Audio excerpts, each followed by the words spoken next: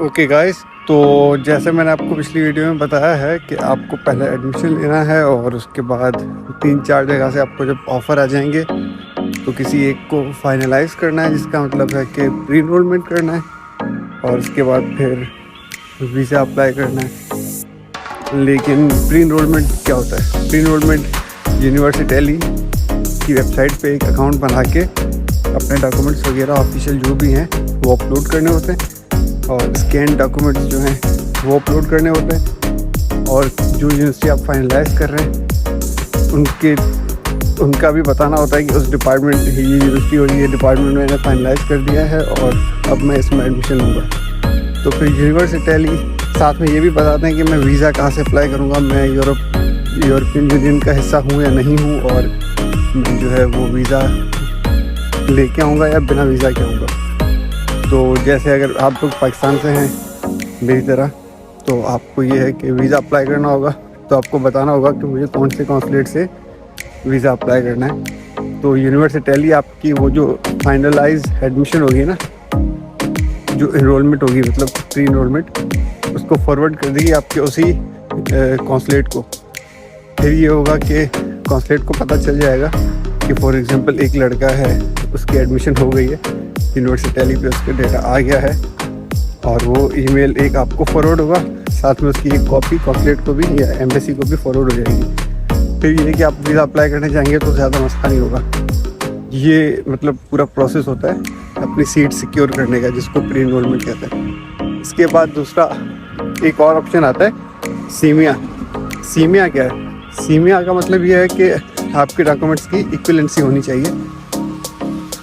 अगर आपने पाकिस्तान में कोई डिग्री ली है तो क्या वो यूरोप के मयार के मुताबिक है, इटली के या जर्मनी के मयार के मुताबिक है।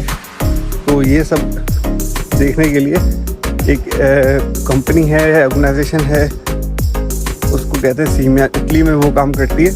पूरी दुनिया के जितने भी लोग जो हैं अपनी डिग्रीज जो हैं तो उनकी soft copies, transcript, credit hours, सारी चीज़ें सीमिया पे अकाउंट बना के उसकी कोई 50-60 हज़ार रुपये फ़ीस होती है, वो पे करके फिर उनको अपने डॉक्यूमेंट्स भेजते हैं। तो वो लोग उसको एसेस करते हैं कि ठीक है आपकी यूनिवर्सिटी जो है, अगर हम कंपेयर करें दिल्ली यूनिवर्सिटी से, तो वाकई हमारे क्रेडिट आवर्स और आपके क्रेडिट आवर्स मुकम्मल हैं।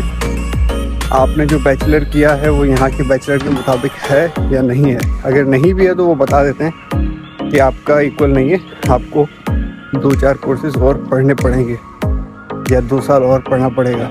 या फिर वो बता देते हैं कि नहीं, आपका बैचलर और यहाँ के बैचलर का मयार एक ही है, आपके क्रेडिट जो है वो पूरे हैं, तो वो भी आपको कराना होता है। फिर यहाँ से प्री इनरोलमेंट आ जाती है और वहाँ से आपका सीमिया भी आ जाता है।